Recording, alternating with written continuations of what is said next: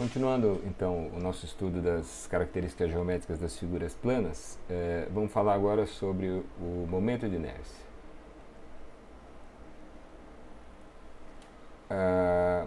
Definições. Está aqui a nossa figura plana qualquer.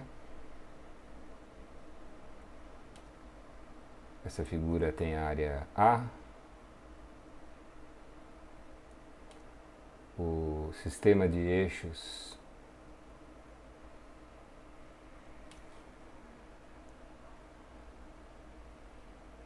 XY. Nós vamos definir então os momentos de inércia, né? Primeiro, o momento de inércia em relação ao eixo X.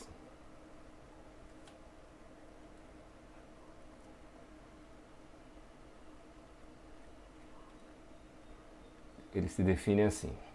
Vamos imaginar um ponto. Esse ponto está numa ordenada Y. Em torno desse ponto, nós vamos considerar um elemento de área infinitesimal. Nós já vimos como isso deve ser entendido.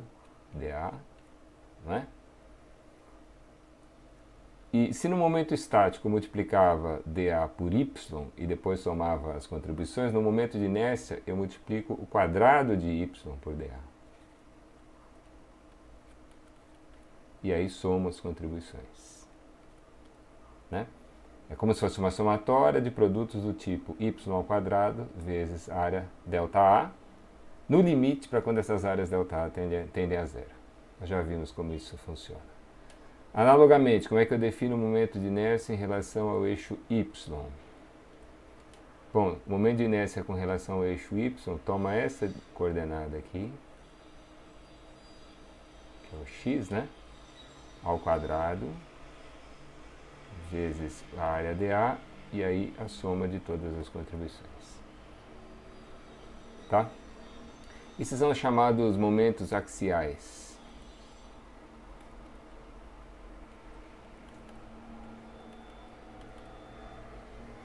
Além dos momentos axiais, existem também o chamado produto de inércia,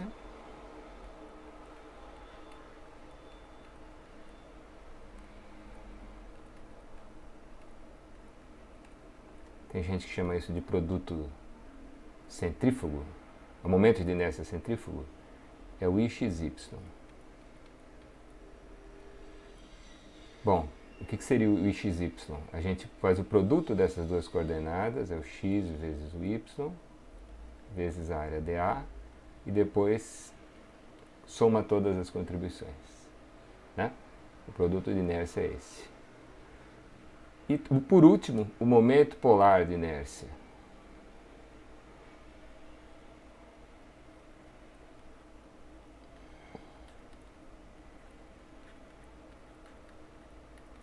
Momento polar de inércia designado por IP, e ele vai tomar essa distância aqui, até a origem, vamos chamar de ρ. Tá? Então o IP eu tomo ρ ao quadrado, multiplico pelo elemento de área dA, isso aqui é um 2, e depois somo todas as contribuições. Tá certo? Todos eles têm um papel na resistência dos materiais. Esses momentos axiais aqui, e dependendo de como é feita a formulação também o produto de inércia, eles aparecem na teoria de flexão. E o momento polar de inércia aparece na torção de barras de seção circular. Tá? Olha, pela própria maneira como eles estão definidos, é importante observar o seguinte. Pense em cada uma dessas integrais como somatória. Tanto no caso do x, como no y, como no ip, a função que eu estou integrando aqui é positiva, né? É o quadrado de uma ordenada, ou o quadrado dessa distância ρ aqui. Então essas somatórias seriam positivas e, portanto, as integrais são positivas. O ix, o y e o ip são estritamente positivos. Já o produto de inércia, não. Como envolve aqui o produto de x vezes y, pode dar qualquer coisa, né? Se for essa situação que está aqui representada, em que os eixos estão aqui, a figura está no primeiro quadrante, todas as coordenadas x, y são positivas, de todos os pontos dessa figura. Então esse produto de inércia seria positivo, né? Mas eventualmente eu poderia ter um sistema de eixo em que o x está aqui em cima e o y está lá para cima. Então para essa mesma figura todas as coordenadas x seriam positivas, mas as coordenadas y seriam negativas. Então o produto da negativa e o produto de inércia seria negativo, tá? Olha, isso é muito importante porque é muito comum a gente errar a conta e dar um resultado negativo. Lembre-se sempre de que o momento Ix é estritamente positivo, o Iy é estritamente positivo e o momento polar de inércia é estritamente positivo. Não pode ser diferente disso, tá? Qual que é a dimensão de qualquer um desses momentos de inércia, hein? A dimensão deles, dimensão do I, é só lembrar da somatória que vocês não erram, né? É uma distância ao quadrado vezes uma área, ou seja, o momento de inércia é L à quarta. Tá? Centímetros à quarta, milímetros à quarta. Essas são unidades que aparecem no cálculo do momento de inércia. Tá bom? Bom, eu vou calcular só alguns resultados fundamentais, porque nosso objetivo aqui não é ficar calculando integrais, né? Vamos calcular alguns momentos de inércia. Um retângulo.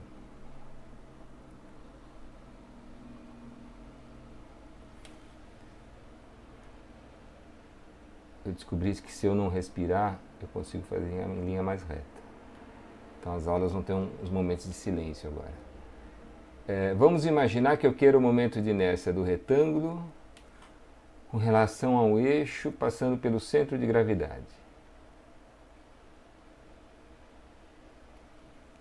Tá? O outro eixo pode estar em qualquer posição, digamos aqui. Esse aqui vai ser o Y, esse aqui vai ser o X, e esse é o centro de gravidade do retângulo.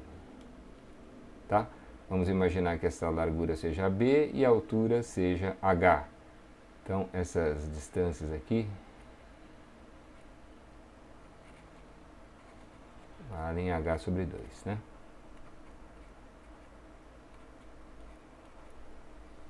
Bom, se eu quero Ix, por definição, é a integral na área de y ao quadrado. Tá? Olha, aqui valem aquelas mesmas considerações que eu fiz no cálculo do momento estático. Esse elemento de área aqui, no caso geral, é um dx vezes dy, e essa é uma integral dupla, né? Mas às vezes eu consigo transformar essa integral dupla se eu escolher um elemento de área conveniente e desde que a função que eu estou integrando não varie dentro dele, né? Então veja, se a função que a gente está integrando aqui, a função que retorna o quadrado da área, o quadrado da ordenada y, que tal se eu escolhesse um elemento de área assim, ó?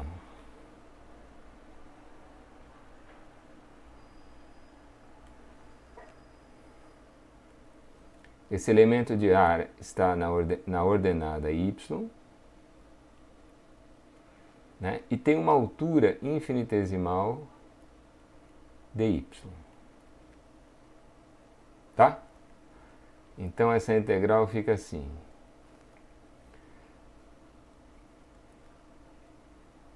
Y ao quadrado. A área desse elemento é a largura b vezes a altura infinitesimal dy. Né?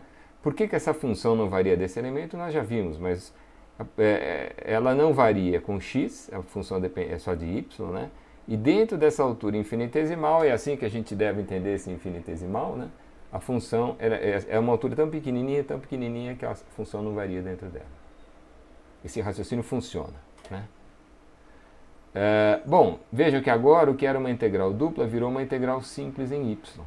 Para percorrer toda essa figura com esse elemento de área, basta fazer y variar de menos h sobre 2 até mais h sobre 2. Cuidado aqui, hein? Os limites de integração não são 0 e h, porque a origem do y está aqui no centro de gravidade, né? Bom, essa integral vai dar o quê, hein?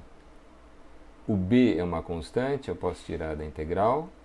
A integral de y ao quadrado em y é y ao cubo dividido por 3. E essa integral tem que ser calculada de menos h sobre 2 até mais h sobre 2. Olha, o y ao cubo, quando for calculado em h sobre 2, dá h3 sobre 8.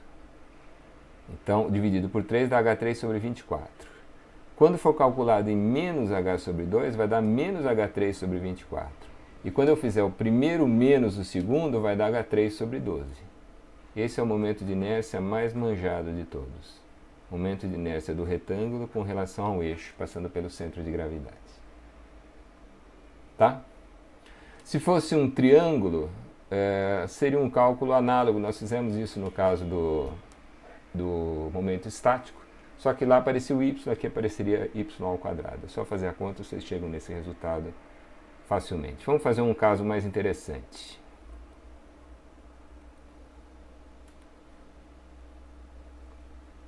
Vamos imaginar um círculo, se é que eu consigo desenhar um círculo.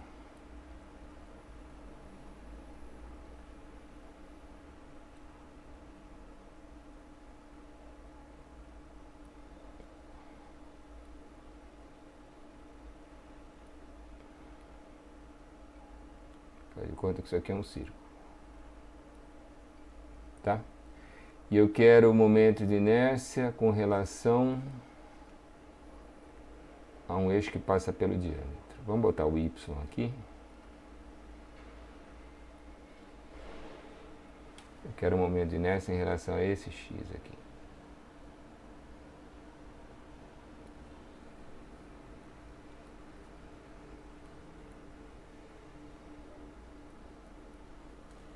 Olha, existem várias maneiras de fazer isso, né?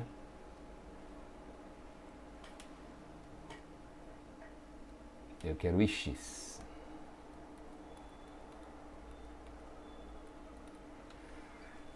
Uma delas é escolher, como o ix é a integral do y ao quadrado, é escolher outra vez aquele elemento de área que nós usamos no cálculo do momento estático. Né? Um elemento de área tal que essa função, a função y ao quadrado, né, não dependa,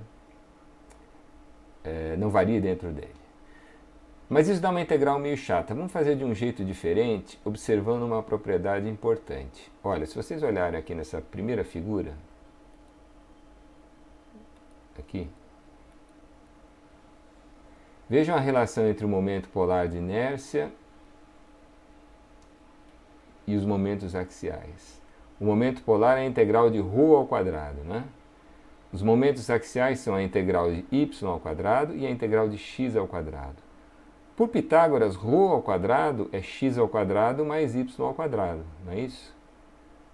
Ou seja, isso aqui é isso mais isso. O momento polar de inércia vai ser a soma dos dois momentos axiais. Vamos usar esse resultado aqui, ó. O momento polar de inércia vai ser o ix mais o iy, né? Está claro para todos que o momento de inércia em relação a x, que seria o quadrado dessas distâncias aqui, vezes a área, somando tudo, vai dar a mesma coisa que o momento de inércia em relação a y? Eu não comentei antes, mas o momento de inércia tem também uma interpretação física, eu não vou dar muita... Não vou fazer as contas, mas porque vocês já viram isso antes.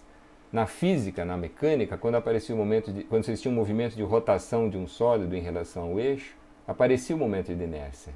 A menos da densidade da massa, né? Aqui é uma propriedade só geométrica, lá era uma propriedade mecânica, aquele momento de inércia lá é parente desse aqui. O que o momento de inércia mede é a dificuldade de promover um movimento de rotação, de acelerar um movimento de rotação em torno daquele eixo, né? O ix é a dificuldade de promover um movimento de rotação em torno do eixo x. O y é dificuldade de promover um movimento de rotação em torno do eixo y. E o que eu estou chamando de dificuldade é a inércia, né? A dificuldade de acelerar, tirar isso aqui do zero, tá certo? E eu acho que está claro para todos que o momento de inércia em relação a x vai ser igual ao momento de inércia em relação a y, né? Por uma questão de simetria.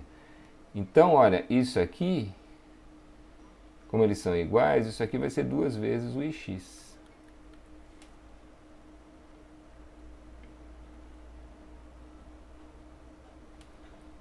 Ou seja, o ix é metade do momento polar de inércia.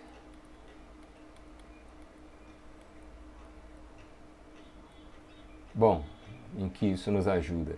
É que calcular o momento polar de inércia aqui é mais fácil do que calcular o momento axial. Ó. O momento polar de inércia seria integral na área de ρ ao quadrado, né? Vamos escolher um elemento de área tal que a distância ρ à origem seja constante. Vocês concordam que esse elemento aqui funciona? Ó? Que tal um elemento de área assim?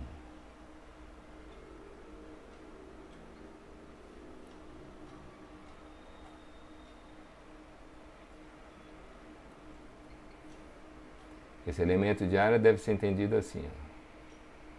Não sei como chama isso, a coroa circular? Não sei, não lembro. Nessa posição, essa distância aqui é ρ, e essa espessura aqui é um dρ. Tá? Então, com essas definições, vejam que a função não varia dentro dele, porque essa espessura é espessura infinitesimal, né? E a função que eu estou integrando depende só dessa distância ρ ao centro. Então, olha que interessante. Isso aqui fica integral de ρ ao quadrado. E quem que seria esse elemento de área? Olha, nesse mundo dos infinitesimais, vocês já fizeram esse cálculo. Essa área infinitesimal é o perímetro, que é 2π vezes o raio ρ, vezes a espessura dρ. Não é isso? Perímetro vezes a espessura vai dar a área dessa coisa aí. E para percorrer toda a circunferência com esse elemento de área, basta fazer o raio variar de 0 até o que seria o raio dessa circunferência. Tá? Então isso aqui vai dar o quê? 2π é constante. Eu vou ficar com a integral de ρ ao cubo. A integral de ρ ao cubo é ρ a quarta sobre 4. E isso para ρ variando de 0 até r.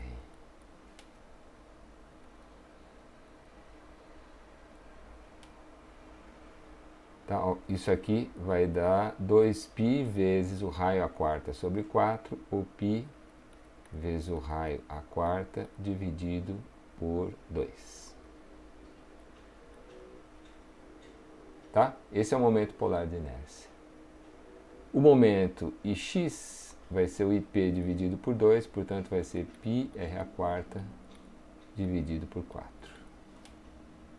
Tá? Aqui, obviamente, eu estou usando esse resultado aqui. Em termos do diâmetro, o que daria, hein? O raio é o diâmetro sobre 2 da πd a quarta sobre 64.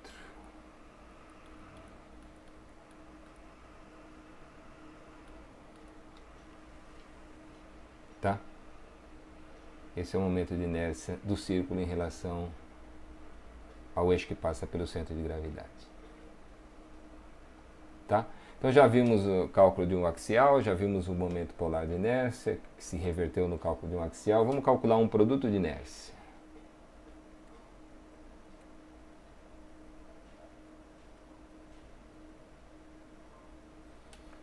Produto de inércia é o mais chato de todos. Vamos fazer assim. Vamos pegar um triângulo.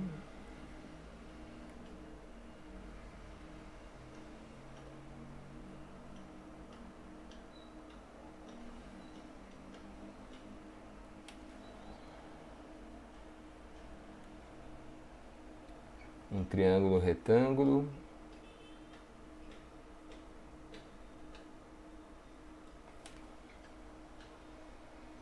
Teoricamente, né? É um triângulo de base B e altura H. E eu quero o produto de inércia, o IXY, com relação a esses eixos aqui. Os eixos que contêm os catetos.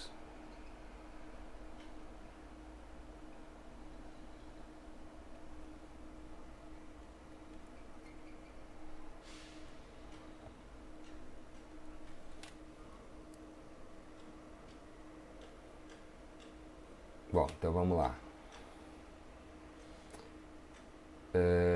O IXY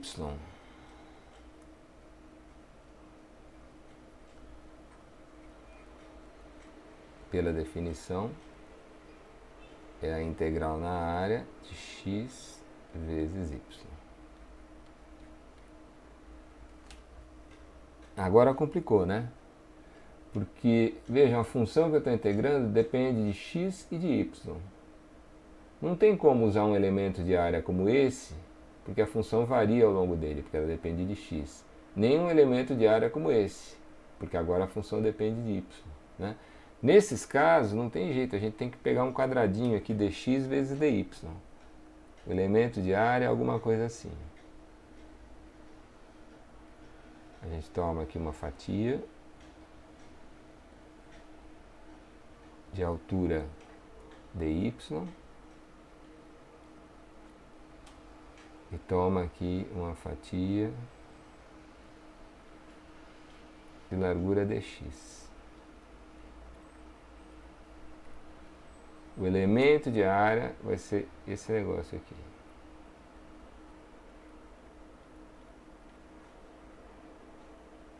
Né? E essa integral vira a integral dupla.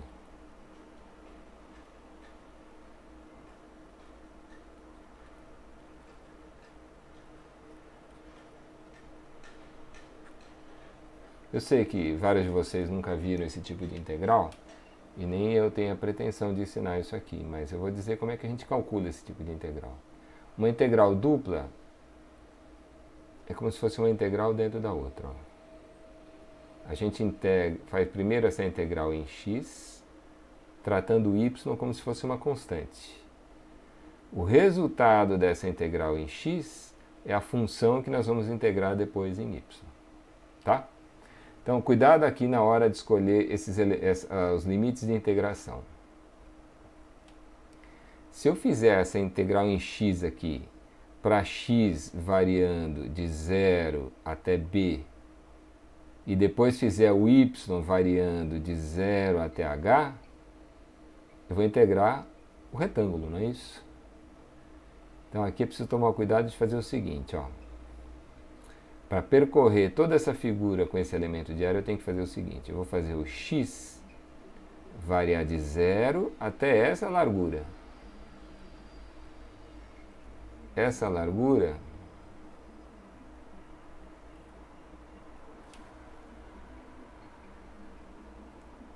eu vou chamar de c, e se c é uma função de y, né? Y é essa ordenada aqui, onde está esse elemento. Tá? Então eu vou fazer assim. Na primeira integral em x, eu vou fazer o x variar de 0 até c. E eu vou escrever c de y aqui, só para a gente lembrar que isso aqui depende só de y. Tá? Então aqui dentro dessa fatia, eu percorri toda ela com esse elemento de área. Agora a segunda integral, agora sim, eu faço o y variar de 0 até h. Tá? Então veja como essa coisa faz sentido. Quando eu fizer essa primeira integral em x, eu vou tratar y como uma constante. vai dar um x ao quadrado sobre 2 aqui, essa integral de x. Eu vou mostrar isso daqui a pouco. Mas o fato é que depois que eu substituir no lugar do x ao quadrado sobre 2 o c de y e o zero, o resultado dessa integral vai ser uma função só de y. Aí essa função só de y eu integro em y para ter o resultado final. Tá? Vamos fazer isso. O que vai dar? A primeira integral, o que vai dar? Vai ficar assim, integral de 0 até h. Olha, essa integral daqui de dentro, nessa integral de dentro, como eu estou integrando em x, eu vou tratar y como uma constante. Vai ficar y vezes a integral de x, que é x ao quadrado sobre 2. E esse x ao quadrado sobre 2 varia de 0 até c de y. Tá? Então, isso que eu fiz aqui é o resultado dessa integral de dentro. Isso nós vamos integrar em y depois. Tá? Isso aqui vai dar o quê, hein? Vai ficar a integral de 0 até h. Esse y aparece aqui. E a integral é y vezes o c de y. Olha, imagina isso aqui calculado com x igual a c. Vai dar y vezes c ao quadrado sobre 2. Né? E isso tudo calculado com x igual a 0 vai dar 0. Ou seja, isso aqui vai ser y vezes c ao quadrado sobre 2. Onde c é uma função de y. Tá? Bom, essa função de y a gente até já determinou antes, é só fazer uma semelhança de triângulos. O B está para H, assim como o C de y está para essa altura aqui, que é H menos y. C está para H menos y. Então, aquele C de y é B sobre H vezes H menos y. Tá? Jogando isso aqui, vai dar o quê, hein? Olha, a integral em y. Então, no c ao quadrado vai aparecer b2 sobre h2 dividido por esse 2 aqui, né? b2 dividido por 2 vezes h2, né? E aí aqui vai aparecer a integral de 0 até h de y vezes h menos y ao quadrado. Y vezes h menos y ao quadrado. Tá? Bom, aqui é abrir esse quadrado, né? H2 menos 2hy mais y2, fazer essas contas, e se eu não errei em nada aqui, isso aqui vai dar B2H2 sobre 24. Depois vocês verificam isso. Tá? Então esse é o produto de inércia em relação a esse sistema de eixos XY. Bom, o que nós fizemos aqui foi construir um pequeno formulário, alguns resultados básicos obtidos por integração, e vocês vão perceber que explorando propriedades desses momentos de inércia, a gente consegue outros resultados básicos, e aí fazendo composição de figuras a gente consegue momentos de inércia de figuras bem complicadas. É o que nós vamos fazer na sequência.